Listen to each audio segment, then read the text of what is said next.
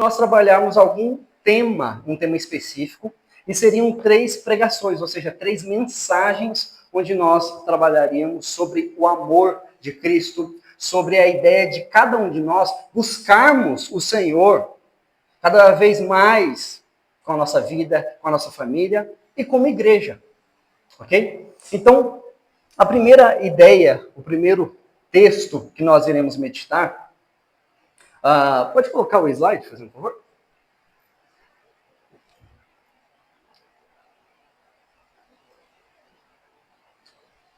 É sobre primeiro, o outro, fazendo favor, isso. O primeiro amor, a exortação de Cristo à igreja de Éfeso. Então, hoje, neste domingo, nós estudaremos sobre a igreja de Éfeso. E o que essa palavra tem de implicações para a nossa vida aqui e hoje. Ok? Então, convido os irmãos a abrirem a palavra do Senhor em Apocalipse, capítulo 2, versículo 1 ao versículo 7. Então, Apocalipse, capítulo 2, versículo 1 ao 7.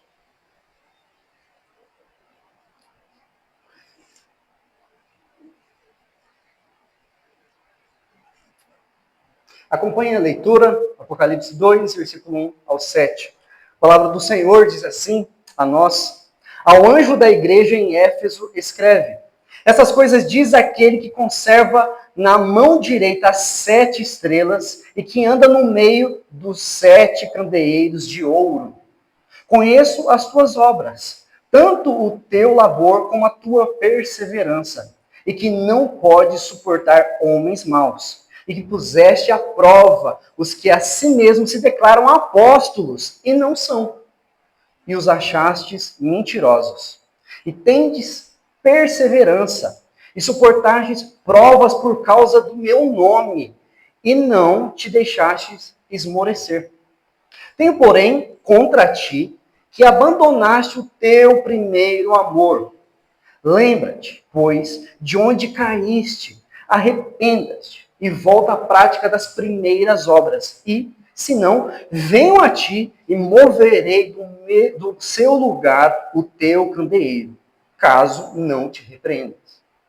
Tens, contudo, a teu favor que odeias as obras dos nicolaítas, as quais eu também odeio. Quem tem ouvidos, ouça o que o Espírito diz às igrejas. Ao vencedor dar-lhe-ei que se alimente da árvore da vida e que se encontra no paraíso de Deus. Essa é a palavra do Senhor que nos ensina, como nós vimos o primeiro texto. Toda a palavra de Deus é útil para nos instruir, para nos colocar na justiça de Deus. Irmãos, vamos orar? Ó Deus, trabalha no nosso coração, ó Pai. Esse texto é um texto tão profundo, é um texto onde o próprio Cristo, o próprio Senhor, o próprio Salvador fala conosco. Tem implicações preciosas.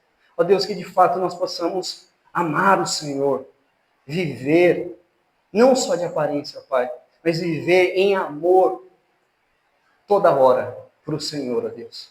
Coloque isso no nosso coração. Faça com que de fato nós possamos entender e sair essa noite compreendendo que nós devemos buscar e conhecer cada vez mais o Senhor. Nós pedimos isso em nome de Jesus. Amém e amém, irmãos. Imagine só, irmãos, você está um dia mais relaxado em casa, tranquilo. Às vezes é difícil isso acontecer. Alguns irmãos devem concordar comigo. Mas, para aqueles que têm um álbum de fotografia, ou até mesmo no próprio celular, você vai lá e olha algumas fotografias antigas. Eu não sei se todos têm algumas fotografias antigas no celular, mesmo aqui. Eu tenho, às vezes, que minha mãe tirou foto e me mandou quando eu era bebê, com criança. Eu acho que eu não vou mostrar para os irmãos, fiquem tranquilos. Mas são interessantes para nós, porque às vezes nós estamos ali, parados, e começamos a refletir, começamos a pensar nessas fotografias. Porque essas imagens trazem à nossa memória momentos especiais. Por exemplo, o dia do seu casamento, o nascimento de um filho, uma viagem inesquecível, Uma viagem que você tanto se programou ali naquele momento. E ao ver essas fotos, irmão, um calor às vezes invade o seu coração, você olha para aquilo ali e abre um sorriso. Lembrando do amor, da alegria que um dia você experimentou naquele exato momento de uma forma intensa quando você vê aquela imagem. Agora, pensando nisso, pense na sua caminhada cristã. Pense na sua caminhada com Cristo. Você ainda sente aquele mesmo fervor no início da sua jornada com Cristo? Quando você sabia que o seu coração estava queimando por Ele? A verdade, irmãos, é que muitas vezes, com o passar do tempo, muitos cristãos acabam experimentando um esfriamento espiritual. Continuam servindo, continuam frequentando uma igreja, mas alguma coisa ali mudou. O amor que ali era apaixonado pelo Senhor, o amor que era ali com um deleite ao Senhor, esfriou, muda. Muda e acaba se tornando uma rotina mecânica. Algo como se fosse um piloto automático. E isso, de fato, é um problema e não só um problema moderno. Jesus aqui, irmãos, no texto que acabamos de ler, estava já alertando a igreja de Éfeso sobre esse mesmo perigo. Hoje nós, então, iremos refletir sobre essa exortação de Cristo. O que, de fato, Cristo falou para essa igreja. E ele caminha entre os candeeiros. E ele conhece as obras. Acima de tudo, ele sonda os nossos corações. E pense só, irmãos. O que o Senhor Jesus encontraria se sondasse o seu coração hoje? De fato, esse é um convite para que a gente possa meditar no que a palavra de Deus diz a nós. Quando nós olhamos, então, irmãos, a esse texto, a esses 7 versículos aqui, olhando para o contexto, nós vemos aqui que um esfriamento espiritual no coração de alguém, na vida de alguém, às vezes numa igreja, não acontece de uma hora para outra. Ele é sutil, ele é gradual, ele é quase de forma imperceptível. Um dia estamos apaixonados por Cristo e outro nos damos conta que nossa devoção acabou sendo no piloto automático. E a igreja de Éfeso agora está mostrando, Cristo está mostrando não só para nós, mas para a própria igreja ali, que ela está enfrentando essa realidade. E a igreja de Éfeso, irmãos, para que vocês possam compreender, ela não é uma igreja ou uma cidade também qualquer. A cidade de Éfeso era um dos maiores centros comerciais que existiam naquela época. Ou seja, o polo de tudo estava ali. E até mesmo quando as pessoas precisavam ir a um templo grandioso, prestar sacrifícios, ou até mesmo fazer cultos sexuais, eles iam ali na deusa Tiana. É uma das maiores, até uma das maravilhas do mundo antigo, que não existe mais. E era ali, naquele contexto, daquela igreja que estava vivendo, tinha ali um santuário. Algo grandioso ali, que era algo comum. Que todo mundo ia lá. Todo mundo oferecia não só o seu corpo, mas às vezes os filhos. Os filhos também lá. E essa igreja aqui, ela foi fundada nada menos por apóstolo Paulo. O apóstolo Paulo ele ficou aproximadamente 2 anos. Ele chegou, pregou e plantou aquela igreja. Depois, aproximadamente alguns anos, foi então Timóteo. Uma das cartas que nós lemos também hoje. Ele vai lá e se torna então um pastor, está ali à frente. E é uma igreja muito bem doutrinada, é uma igreja muito bem que conhece a palavra de Deus. Alguns entendem também que o final da vida do apóstolo João, no finalzinho da vida dele, ele passou ali naquela cidade também. Ele foi membro ali daquela igreja.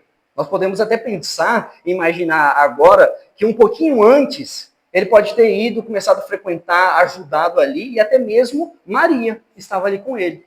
Afinal, Maria foi dada a ele por Jesus como a mãe, ou seja, a quem ele iria cuidar. Quem ele de fato iria agora cuidar, enquanto Jesus, então, fosse morrer, ressuscitar e ir aos céus. Então, olha só as experiências que aquela igreja estava tendo. Olha só as experiências de conhecimento bíblico, de basamento bíblico, aquela igreja tinha naquele momento.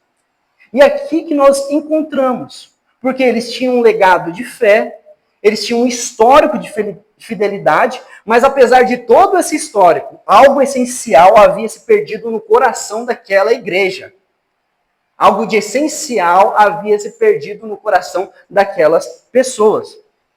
E é isso entrando, então, no propósito do livro de Apocalipse, que está mostrando para nós. Porque muitas vezes, quando nós ouvimos falar de Apocalipse, nós pensamos que vai ser somente sobre profecias futuras, fim do templo, segunda vinda de Jesus Cristo. Mas Apocalipse, irmãos, não foi escrito apenas para revelar o que acontecerá no futuro. Ele foi escrito para fortalecer, exortar a igreja. O próprio nome Apocalipse, ele significa isso, revelação. E aqui, às vezes, antes de encontrarmos sobre dragões, selos, juízos, a gente encontra um Cristo glorificado. Um Cristo que venceu a morte, está caminhando no meio da igreja. E ele escreve, então, no capítulo 2 e no capítulo 3, a respeito para essas 7 igrejas. Ou seja, o próprio Cristo, irmãos. Veja só como a seriedade é. E algo precioso. O próprio Cristo escreve, fala ali, dita para João, e João escreve o que ele quer. E essas palavras, irmãos, são advertências, consolo e exortação para nós. Jesus, ele não fala como um observador distante ali, mas como o Senhor da igreja que conhece profundamente. E ele diz, olha o capítulo 2, versículo 1. Essas coisas diz aquele que conserva na mão direita as 7 estrelas e que anda no meio dos 7 candeeiros de ouro. E o que significa isso? É importante porque são termos aqui que eu estou falando para os irmãos, por isso que eu estou até abrindo um pouco esse contexto um pouco maior, só para os irmãos compreenderem. Um candeeiro representa as igrejas. Primeiramente, antes de qualquer coisa, a gente precisa compreender que Apocalipse, quando João escreveu, ele escreveu de forma figurada. Então, ele usa alguns elementos ali que ele vê e ele escreve como se fosse um código. Algo figurado, não é algo de fato ali um candeeiro, de fato uma estrela, de fato um dragão. Não. Então, os candeeiros representam as 7 igrejas. E as estrelas, os mensageiros, os pastores, os anjos ali da igreja. E Cristo está presente no meio do povo, sustentando a igreja com a sua soberania. E ele vê tudo isso. Ele conhece toda a caminhada. Ele vai explicando, olha, eu sei o que vocês fizeram aqui, aqui e aqui. Ele explica de tal forma que ele fala, olha, eu sei exatamente também como está o estado do seu coração. Éfeso era, então, um exemplo de fidelidade, um exemplo de conhecimento da palavra de Deus. Mas eles estavam vivendo somente por aparências. O coração, de fato, que era para estar incendiado por Cristo, não estava assim. O fogo do primeiro amor havia se apagado. Então, a primeira coisa que eu quero meditar com os irmãos esta noite é que aprendemos com o Senhor, com a exortação de Cristo à igreja de Éfeso, é que ele conhece nossas obras, mas sonda o nosso coração. Cristo conhece a nossa obra, mas sonda o nosso coração. Versículo 1 a versículo 3. Depois de apresentar, ou seja, a si mesmo sobre aquele que tem de fato o poder, aquele de fato que está presente ali na igreja, Cristo inicia a sua mensagem de Éfeso com um elogio. Ele fala e ele entende o que cada um deles estão ali. Ele diz o quê? Conheço as tuas obras, tanto o teu labor como a tua perseverança, em que não pode suportar homens maus, e que puseste à prova os que a si mesmos se declaram apóstolos e não são, e o achastes mentirosos, e tem perseverança, e suportaste prova por causa do meu nome, e não te deixaste esmorecer. Ou seja, irmãos, Cristo aqui nos ensina um princípio fundamental para nós. Cristo conhece profundamente a sua igreja.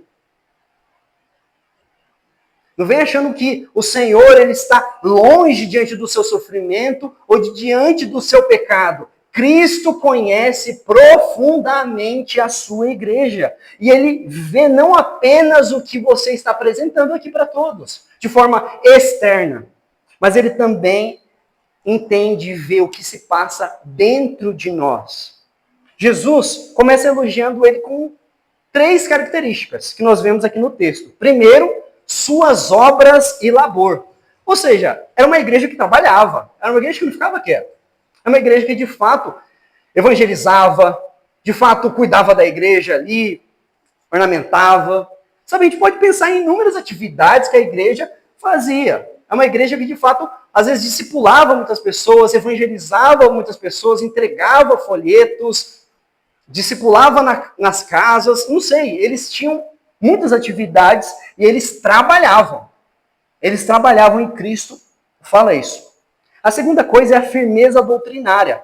Eles não toleravam falsos mestres e sabiam discernir esses falsos apóstolos. Esses homens que se levantavam e a gente vê que não é só no nosso tempo, não, só que a gente tem que enfrentar esses falsos mestres e homens que se levantam e falam que é apóstolo, apóstola. Não, naquela época já existiam pessoas que entravam na igreja e queriam, e eles conseguiam discernir, eles tinham discernimento espiritual para compreender. E dizer, não, você não vai ficar aqui. Não, não é assim que funciona a igreja de Cristo. Ou seja, eles sabiam discernir quem eram os mentirosos. E a terceira coisa é a sua perseverança na tribulação. Ou seja, por mais que eles passavam perseguições, eles estavam ali, firmes. Então, Cristo ele aponta 3 coisas que são obras, firmeza doutrinária e perseverança, que de fato é algo maravilhoso, que todos nós devemos ter em nossa vida. Buscar, clamar ao Senhor, pedir isso de mais e mais vontade. Isso aqui também, irmãos, nos ensina algo precioso. Cristo valoriza e reconhece o trabalho fiel da igreja. Às vezes, ninguém te elogiou, mas Cristo está vendo e vai te recompensar o trabalho que mesmo quietinho ali, nos bastidores, você está fazendo. O Senhor conhece. Então, aqui há uma palavra muito forte, irmãos, porque está falando para nós. Ei, preste atenção, Cristo está te vendo. É algo que dá paz, mas dá temor também, não é? Dá muito temor também, porque nós estamos vendo que o nosso Senhor, Salvador, que veio aqui, morreu por nós, ele conhece o nosso coração. Ele está vendo e ele está aqui nesse exato momento. Ele vê o esforço de cada crente, pregando, evangelizando, ajudando os necessitados. Então, ele não ignora as nossas lutas e desafios na caminhada. Mas há um perigo, sempre há um mas. É possível ser ativo na obra de Deus sem um coração ardente por ele. Irmãos, não sou eu que estou dizendo, é o próprio Cristo mostrando, olha, vocês estão trabalhando, vocês estão ativos na obra, mas aquilo que de fato está dentro do seu coração, do seu íntimo, eu não estou observando. Eu não estou sentindo. E não é estripulia isso daqui, irmãos. Não é você gritar, não é você falar de outra forma. É de fato algo interno, onde o Senhor conhece o coração e ele vê. É algo interno, da sua dedicação e da sua vontade de ter comunhão com ele. Não é só algo no automático. Poxa, já está dando 5 horas, já tenho que me arrumar logo para ir para a igreja, está chovendo, mas eu vou mesmo assim, porque todo domingo eu vou, então eu não posso faltar hoje. Não. Não é assim. É o que de fato você vai, não somente por ir, não tem isso. Você vai porque de fato você quer comunhão com a igreja, comunhão com o Senhor. Então a gente vê aqui, irmãos, esse perigo de um ativismo, de uma igreja ser ativista e sem amor. Essa palavra aqui, obras, ela significa ações, trabalho, esforço. E a igreja de Éfeso, ela apresenta para a gente esse espírito incansável. Ela mostra para nós. Só que, mesmo com todas essas obras, algo essencial havia se perdido: o amor profundo por Cristo. Isso aqui, irmãos, nos ensina que o ativismo religioso pode mascarar um coração frio. Às vezes eu vejo algumas igrejas e eu sinto até vergonha. Nossa, essas pessoas estão sempre na igreja, de manhã, à tarde, à noite, ali fazendo atividades e um monte de atividades. Só que a palavra de Deus mostra pra gente que não necessariamente quantidade quer dizer qualidade. Às vezes sim, e nós oremos e cremos que às vezes as pessoas trabalham, fazem muitas atividades na igreja para promover o reino de Deus e o coração está ardendo de fato para o Senhor. Mas nem sempre. Porque às vezes essas atividades, você está num cargo, você está em visibilidade, só mostra o que você quer de fato mostrar para as pessoas. Que você está ativo, que você não falta, que você é um crente fiel. Mas não é para nós que você deve mostrar. Nós somos a comunidade, nós somos irmãos. Quem de fato você deve servir, quem de fato você deve mostrar é Cristo. É o Senhor. E não a nós. Não buscamos adoração ou aplausos humanos, e sim a única alegria que nós desejamos realmente receber. É dizer, Cristo ao nos olhar, dizendo, servo bom e fiel. Entre e sei comigo, esteja comigo. Então, aqui, irmãos, quando nós vemos, é que às vezes nós podemos estar numa igreja ou sermos uma igreja forte, uma igreja bem ensinada, conhece muito bem a palavra, e a gente sabe, o nosso perigo não é a heresia. A gente não vai falar bobeira. Mas, às vezes, o nosso perigo é sim a rotina sem paixão. Vir, orar, cantar sem paixão, sem buscar o Senhor. João Calvino, um dos grandes pregadores, expositores da palavra do Senhor, reformadores também, diz: toda a nossa bondade é como uma névoa passageira, se não for sustentada pelo verdadeiro amor de Deus. Quantos de nós, irmãos, nos encontramos assim? Frequentamos a igreja, servimos, defendemos a sã doutrina, mas a chama do amor por Cristo está se apagando. Vivemos sempre no automático. Sempre procuro fazer os deveres religiosos, mas aquilo que de fato eu devo ter na minha vida, que a comunhão com o Senhor, está distante.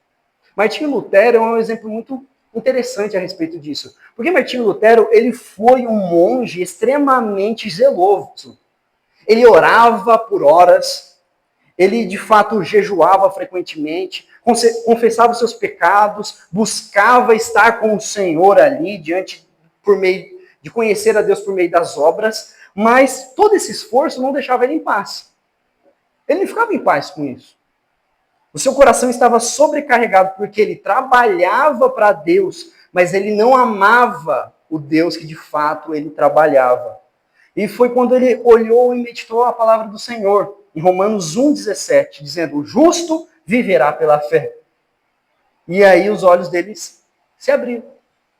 De fato, ele percebeu que não era o trabalho humano que trazia essa vida espiritual. Não é o que você faz na igreja que vai, de fato, transformar você em um super-herói.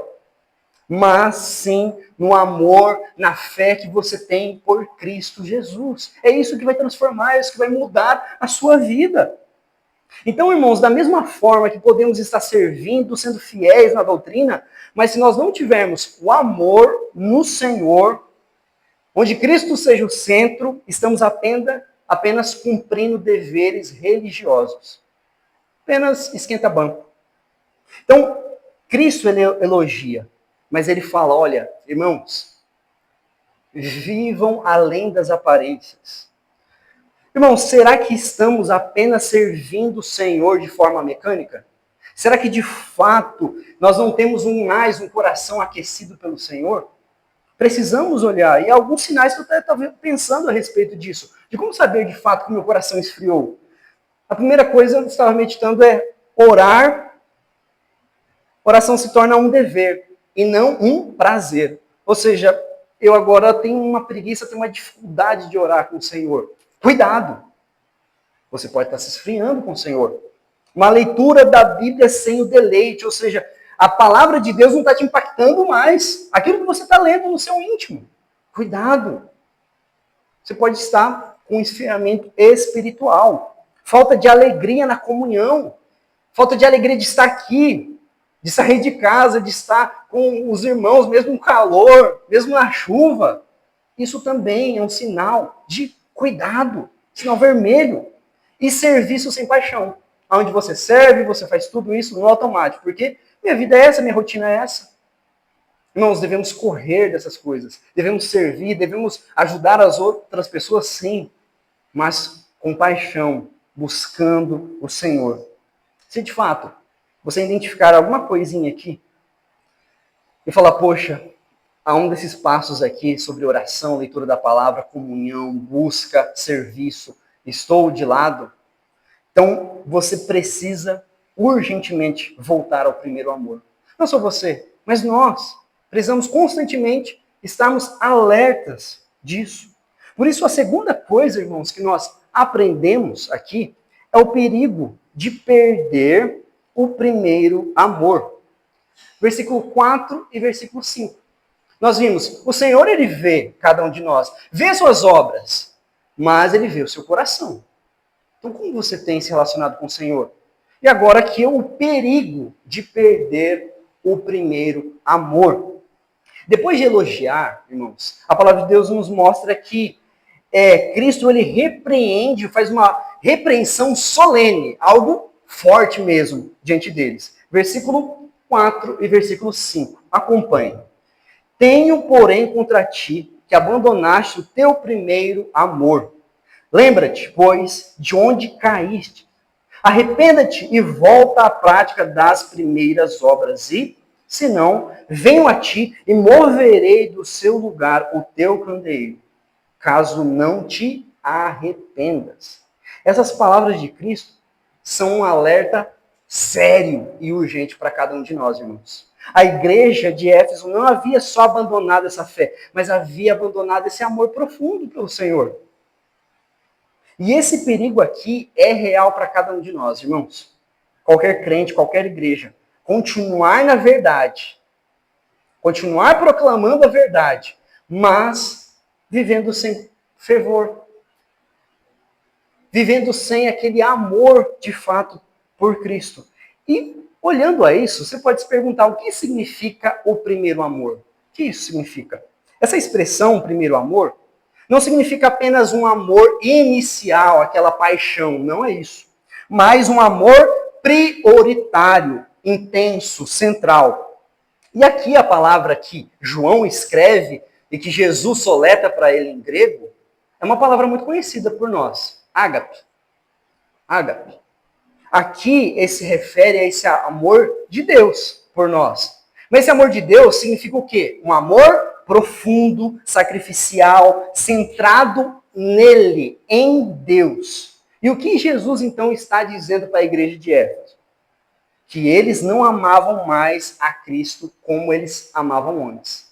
Então, esse primeiro amor é isso. Você não está mais amando a Cristo como você amou no início da sua vida, quando você ouviu quem é Cristo, quando ele te salvou. Para você agora parece que cicatrizou, parece que você agora é algo normal. Beleza, sou crente. Amém. Jesus de fato morreu, beleza. Você toma ceia, você participa da ceia, ok, tranquilo. Legal. Próximo domingo vai ter Santa Ceia, legal, não vou faltar. Mas de fato você busca isso, poxa, próximo domingo terá a ceia, momento de ter comunhão com os irmãos. Poxa, eu acho que eu vou fazer um jejum. Eu acho que eu vou ler mais a palavra de Deus, porque eu preciso disso. É isso que me alimenta. É isso que me traz esperança, verdade. Eu quero isso. Será que a gente está, irmãos, buscando e falando sempre com o Senhor dessa forma? Ou, poxa, já é domingo. Nossa, eu nem vi a semana passar. Nossa, eu tenho que até orar, falar com Deus depois. Como tem sido essa sua vida, de fato? Aqui, essa igreja, havia obras, mas sem paixão. Havia doutrina, mas sem deleite. Então, ainda estamos na igreja, ainda lemos a Bíblia, ainda oramos, mas algo mudou. Meu coração não está queimando mais para o Senhor. E como que eu posso perder o primeiro amor? Como que eu perco? Aqui, nós analisamos que não é uma coisa de um dia para o outro. Não é uma coisa assim que você está bem, está intenso e depois você já está totalmente frio. Não. É uma coisa que acontece vagarosamente. Geralmente acontece de uma maneira sutil que você nem percebe. E algumas razões acontecem aqui para você pensar, para você meditar a respeito disso. A rotina substitui a devoção. Às vezes a sua fé se torna mecânica demais. Você acaba tendo um conjunto de hábitos, eu sempre faço esses hábitos, e agora as coisas estão certas, eu vou manter, mas eu não olho para o meu coração. Então, uma rotina. A rotina de fato da igreja, a rotina de fato do crente pode fazer com que você esfrie. Ou ativismo sufoca a comunhão. Poxa, eu estou tão preocupado em fazer tantas coisas que, de fato, aquilo que era para ser o meu deleite, eu não estou. Um exemplo grande disso é quando Jesus está ensinando, Marta está fazendo uma coisa maravilhosa, está ali servindo, está se preocupando com a sua casa, mas não era o momento certo. Não era o momento certo. E Jesus repreende ela, fala, olha, Maria está fazendo o que é de fato o que é para fazer. Ouvir, estar comigo. Irmãos, é tão triste quando a gente vê algumas igrejas que estão fazendo aniversário, ou até mesmo fazendo alguma programação, e todo mundo está ali animado no momento do louvor, no momento da música, está ali.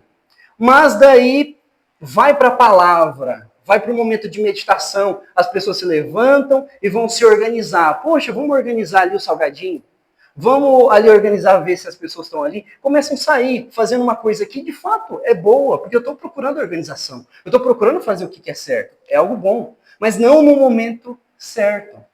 Não é naquele momento, é um momento onde todos devem estar juntos, ouvindo a palavra. Depois a gente organiza, depois a gente faz essas coisas. Então, são práticas que às vezes a gente nem percebe, às vezes a gente acha que está sendo piedoso.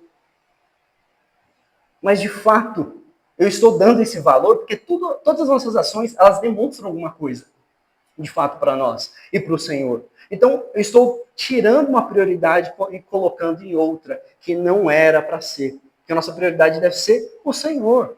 Estar com o Senhor, estar em comunhão. Muitas vezes você pode ter também uma coisa que distancia muito, é o pecado. O pecado de estimação que você tem. Você sempre está com ele, não larga, não larga, e não larga, e não larga. Isso esfria, sim. Pensa que não, mas esfria muito. Martin Lloyd Jones, um dos grandes pregadores ingleses, diz assim: o maior perigo da igreja não é a perseguição externa, mas o esfriamento do coração dos seus membros. Uma igreja fria espiritualmente é uma igreja que não está na mesma sede de buscar o Senhor. Às vezes, no nosso tempo, ainda mais por nós sermos presbiterianos, pode ser às vezes por falar mais baixo, por não ter uma liturgia diferente. Mas isso não é. Mais uma vez, Jesus está preocupado com o interno.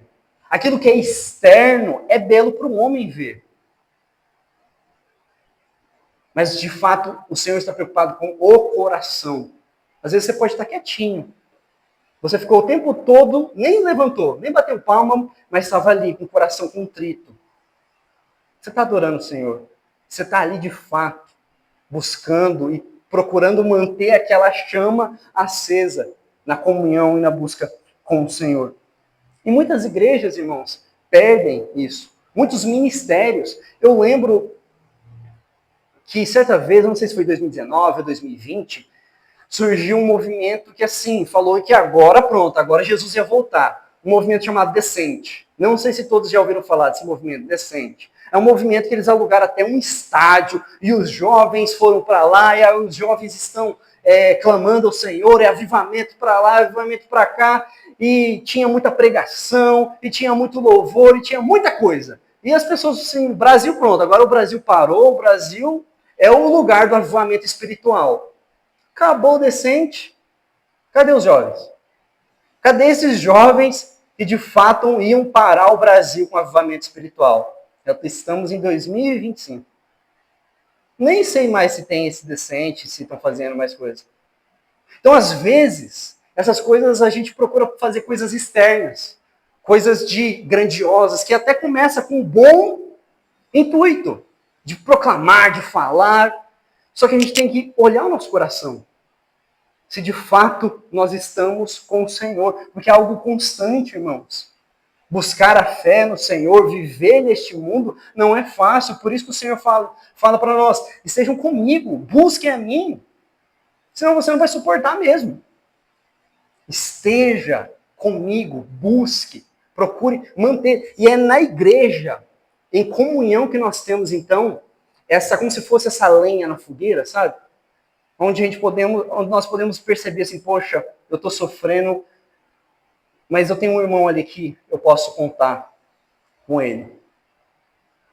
Tem um irmão ali que ora por mim, tem um irmão ali que conheceu e fez tal coisa e ele conseguiu vencer pela palavra. Sabe? Através da igreja, através dos irmãos, nós conseguimos, então, boas práticas para a nossa vida, de fato, olhando para a palavra do Senhor, buscando o Senhor. Há exemplos também, irmãos, olhando para a Universidade de Harvard. Ela foi fundada em 1632 por cristãos puritanos, cristãos reformados ali, com o objetivo de formar ministros fiéis à palavra. Não só formar ministros, mas estudantes. Iam estudar matemática, biologia, para a glória de Deus. Só que com o passar do tempo, essa instituição acabou valorizando muito mais o conhecimento científico, o conhecimento acadêmico, e deixou essa paixão pelo Senhor, por Cristo, de lado. Até hoje ela é uma faculdade muito famosa, muito prestigiada, mas o propósito, de fato, daquele primeiro amor que tinha ali, acabou. Hoje muitos nem sabem que foi e era uma faculdade cristã, uma faculdade reformada. Por quê? Porque esqueceram, começaram a agir de forma monótona. Passar do tempo, até que esfriou. Nós podemos ver isso na Europa. O tanto de igrejas que estão virando academias, boates, bares, sala ali de crossfit, o que for. Igrejas lindas, maravilhosas, que eu falo, poxa, eu gostaria muito de ter uma igreja dessa, uma arquitetura maravilhosa dessa aqui, na cidade, quem sabe a nossa. Mas viraram boates. Lugares onde não adoram o Senhor, pelo esfriamento. Poxa, pais que não educam os filhos na verdade. Então os filhos crescem e não entendem, nem conhecem nem a Cristo. E vai indo, vai se corrompendo com as coisas do mundo e de fato acaba. Acaba. O Senhor extermina isso. E por fim nós vemos, irmãos, que nós aprendemos com Cristo, que Ele chama ao arrependimento e restauração. Ou seja, o Senhor, Ele sabe do seu trabalho. Mas o Senhor também não só olha para o que você está fazendo de forma externa, mas está olhando o teu coração. Há perigos, irmãos, da gente estar fazendo as coisas de forma mecânica. Perigos da gente esfriar espiritualmente, como aconteceram e acontecem muito. E a última coisa é um chamado ao arrependimento. O Senhor chama cada um de nós a um arrependimento e restauração. Então, depois de elogiar, depois de advertir essa igreja sobre a perda do primeiro amor, Jesus faz um chamado claro e urgente para eles. Olha só, versículo 5 a 7. Só o versículo 5, diz assim: lembra-te, pois, de onde caíste. Arrependa-te e volta à prática das primeiras obras. E, se não, venho a ti e moverei do seu lugar o teu candeeiro, caso não te arrependas.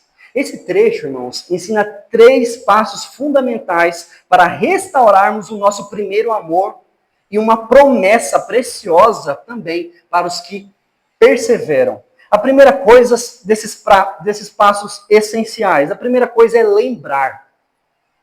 Eu, como crente, como servo do Senhor, eu preciso lembrar, trazer à minha memória, fazer uma reflexão aonde eu caí. Aonde começou o momento da minha vida onde eu comecei a me distanciar do Senhor. Mesmo que seja bem pequenininho, mas aonde? Primeiramente, lembrando como que era a minha paixão no início da minha fé cristã. O que mudou na minha caminhada cristã? E em que momento a minha fé começou a se tornar apenas uma rotina? São perguntas que precisamos o tempo todo ficar pensando. Senhor, me ajuda a lembrar. O que está me afastando do Senhor? O que está fazendo com que eu não queira de fato ter esse amor essencial? Porque muitas vezes, irmãos, nós não percebemos que nós estamos afastando Deus da nossa vida. Porque a mudança acontece aos poucos. E por isso, Cristo chama a gente a lembrar. Então, a primeira coisa é lembrar. A segunda, arrepender. Eu preciso entender e me arrepender. A palavra que está falando aqui é uma palavra muito conhecida por muitos crentes, que chama metanoia, mudança de mente. Essa é a palavra que Jesus utiliza. Essa mudança de mente, essa mudança de direção. Então, arrependimento não é apenas sentir um remorso, uma tristezinha. Não, é a mudança real do coração, ou seja, uma atitude. Você diz, eu irei mudar. As coisas estão ao contrário na minha casa. Eu vou mudar. As coisas estão ao contrário na minha empresa, em qualquer coisa. Eu irei mudar. Eu irei trabalhar. Eu terei uma atitude, um coração totalmente diferente. João Calvino diz, o arrependimento não é apenas abandonar o pecado, mas retornar inteiramente para Deus. Eu estou abandonando, mas eu estou com o Senhor. É isso. Preciso me arrepender. E a terceira coisa, voltar. Preciso lembrar, me arrepender e voltar às primeiras obras. Aquilo que eu fazia, aquilo que eu tinha de deleite com o Senhor. Ó Deus, clareia para que eu possa ter essa mesma intensidade de buscar o Senhor. Então, o convite de Cristo a cada um de nós essa noite, irmãos, é volte ao primeiro amor. Volte. E aqui, irmãos, há um aviso solene também para nós, que é um aviso que é para fazer com que a gente tenha medo mesmo. Temor diante do Senhor. Cristo não apenas nos chama ao arrependimento, mas também um alerta sério. Olha o que ele fala. Se não, venho a ti, moverei do seu lugar o teu candeeiro, caso não te arrependa. É uma promessa. É uma promessa isso. Às vezes a gente só lembra assim, de promessa, né, de vitórias, não sei o quê. Tem essa promessa também. Se você não se arrepender, o Senhor moverá o lugar do candeeiro, caso você não se arrependa. E o que significa isso? Porque às vezes você fica pensando, tá, Renan, o que é candeeiro? O que é candeeiro? Igreja. É igreja. Jesus está falando assim, olha, a igreja é minha. É. Mas minha igreja não está se arrependendo. Se a minha igreja não está tendo uma mudança genuína do coração, é melhor que não tenha na cidade. É melhor que não tenha neste lugar. Então eu vou remover, eu vou acabar, eu vou destruir ela. Vou destruir esse ministério. Cristo removeria sim a luz e a sua presença. E de fato, infelizmente, a gente queria ter uma notícia boa, né? Mas não temos. De fato, isso aconteceu, irmãos. De fato. Hoje a igreja de Éfeso não existe mais. Às vezes você pode falar, poxa, Renan, mas eu tenho um sonho de ir lá nas ruínas de Éfeso. Existem lá. Então, mas aquela ali é a segunda cidade de Éfeso. A primeira, que é essa daqui, ela foi destruída. Muitos arqueólogos, eles vão dizer que ou foi meteoros, chuvas ali de pedra que acabaram com a cidade inteira e, obviamente, com a igreja, ou terremotos, que de fato avassalaram a cidade e eles tiveram que construir em outro lugar, que é onde agora muitos podem ali visitar. Então, irmãos, a cidade inteira foi destruída. Eles faziam o que era certo, viu?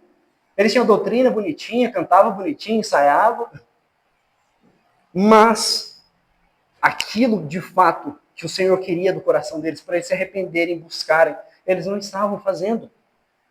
Então esse é um alerta para nós, irmãos. Se não nos arrependermos, podemos nos tornar crentes frios, sem vida espiritual, sem alegria, sem comunhão verdadeira com Cristo. E não podemos não nos conformar com essa fé morna, que é o que Cristo vai falar depois para Laodiceia. Bem, vocês têm uns negocinhos bacanas, vocês fazem coisas corretas, mas vocês não são quente nem frio. Vocês são mornos e dá vontade de vomitar. Eu não tenho vontade. Imagina Cristo, o Senhor da igreja, falando isso para nós. É algo sério, né, irmãos? É algo sério que nós devemos realmente pensar. Só que, diante dessa dureza, o Senhor ele sempre tem uma misericórdia, uma graça.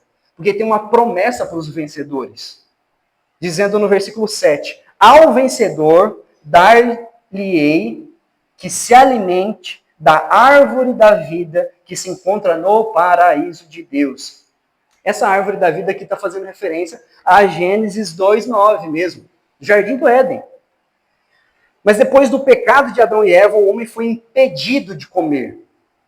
Gênesis 3 mostra isso pra gente. Agora, Cristo promete que aqueles que perseverarem até o fim e vencerem, terão acesso à comunidade do Senhor. Terão acesso ao Senhor. O que isso significa? Não se trata, irmãos, de força própria, porque você não vai conseguir. A fé, a salvação não vem de obras para que eu não fique contando vitórias, mas pela fé, pela misericórdia, pela graça do Senhor. É isso. Então, ser um vencedor em Cristo Jesus não será pela sua força própria, mas daquele que se permanecer fiel a Cristo, que luta contra a frieza espiritual, que persevera no amor a Deus, de Deus até o fim. É isso. E essa promessa nos lembra que essa recompensa final aqui, irmãos, não é aqui na terra. Não será. Você está vendo assim, poxa, minha vida está difícil, minha casa está difícil, está tudo difícil na minha vida. Mas lembre-se dessa promessa, essa promessa verdadeira, essa promessa real. Não é aqui, não são aqui as coisas. São eternas. Você terá comunhão com o Senhor. Se permanecer firme, fiel, de fato, no Senhor. Então, irmãos, concluindo, ao olharmos para essa exortação, a igreja aqui de Éfeso, vemos que podemos, de fato, estarmos corretos na doutrina, buscando, vindo na igreja, não faltando em nada, externamente perfeito, mas um coração frio. E um coração frio não agrada ao Pai, não agrada ao Senhor. Então, se o seu coração esfriou, irmãos, não se acomode. Hoje é o tempo de restauração. Hoje. O Senhor está falando, está chamando hoje. Algumas aplicações, irmãos, que são necessárias para nós. Não apenas reconhecer que, de fato, eu preciso do primeiro amor. Que às vezes a pessoa até fala de uma forma até irônica ou de forma até acomodada, né? Não, esse crente novo aí está trabalhando, está querendo mudança, está querendo fazer assim. Não, é porque é o primeiro amor, depois se acostuma. E tem gente que fala isso com uma certa naturalidade. E não, Cristo está falando é o contrário. É para todo mundo estar como um crente novo na fé. Sempre. Buscando aquele ardor, buscando conhecer a Cristo, buscando ter comunhão. Irmãos, precisamos agir para sermos restaurados pelo Senhor. E como podemos fazer isso, então? Primeira coisa, lembrar o que Cristo fez por você. Lembre-se, o que Cristo fez por você. Segunda coisa, arrependa-se. Arrependa-se de um coração frio, de um coração sem paixão. Peça que o Senhor possa, de fato, renovar o seu amor por Cristo. A terceira coisa é volte às práticas do amor. Ou seja, busque em oração o Senhor de forma sincera. Busque a palavra do Senhor com uma fome espiritual de fato. Adore o Senhor de todo o seu coração, sem distrações. Evite, agora é algo muito importante para nós, evite o que rouba o seu amor por Cristo. Às vezes pode ser coisas que você nem imagina, mas peça ao Senhor, Deus, mostre para mim nessa semana o que é que faz com que rouba o meu tempo para estar louvando o Senhor, buscando o Senhor. É rede social? Corta isso. Procura até você de fato estar estabilizado para você voltar, retornar às redes sociais. São séries, são filmes, são, não sei. Você de fato no seu íntimo, com o Senhor. verá isso e falará com o Senhor. E por último, persevere até o fim. A maior recompensa não está nessa vida, não se esqueça. Está em comunhão eterna com o Senhor. Então, um desafio importantíssimo para nós. Nesta semana, irmãos, reserve um tempo especial com Deus e peça: Senhor, reacende em mim o primeiro amor. Reacende, ó Pai, em nome de Jesus. Que o Senhor possa reacender em nós, irmãos, essa chama do primeiro amor. E de fato isso possa crescer no nosso coração e passar para os nossos irmãos, para a nossa igreja. Amém. Feche seus olhos, fale com o Senhor neste momento. Tem esse tempo de oração silenciosa.